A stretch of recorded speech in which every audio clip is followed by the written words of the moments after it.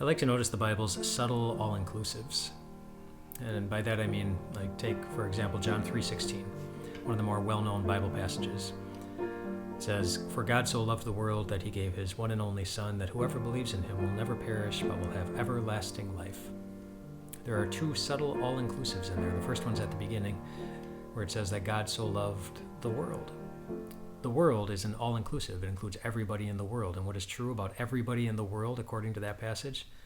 If you are in the world, God loves you.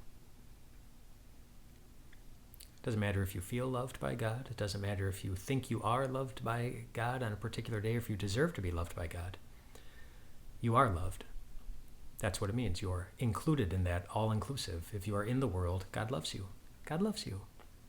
The second all-inclusive is a little later in the passage, where it says, "Whoever believes in Jesus will not perish, but will have everlasting life." And whoever means whoever. Doesn't matter how old you are, doesn't matter where you're from, doesn't matter what your parents were like, doesn't matter what race you are, and doesn't matter what struggles you have. Whoever means whoever. You know Jesus, you know who he is, you know what he did. You will not perish. You will have everlasting life. Subtle all-inclusives. They're kind of subtle. You got to look for them. They don't jump out at you, but they're important. I bring that up because in Psalm 25 there are some subtle all-inclusives related to your life.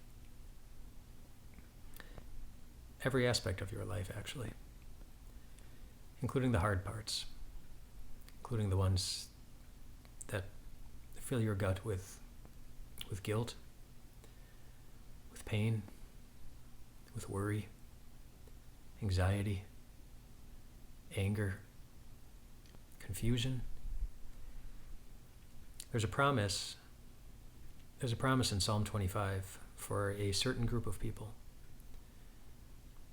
The way the verse goes, it says this. It says, "No one whose hope is in you, whose hope is in the Lord, no one whose hope is in you will ever be put to shame."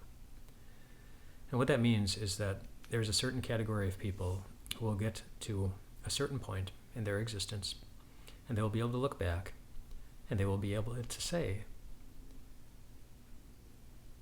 "You know what? Nothing stopped God from loving me. And nothing got in the way of me coming home to heaven. Nothing." And who's the category of people who will be able to say that? No one is an all-inclusive. No, it's not no one who can't say that, but no one whose hope is in you will ever be put to shame. And so everyone whose hope is in the Lord will have a point in their future where they'll be able to look back and say, "Yeah, God loved me, and I can see it clearly. And God protected me, and he guided me all the way through all the ups and downs, through all my own ups and downs, everything that goes on in my heart. It didn't stop God from getting me home." No one whose hope is in the Lord will, here's the second all-inclusive, ever be put to shame. And that word "ever" covers everything in your life, every aspect of it. Through all of it, God never stops loving you.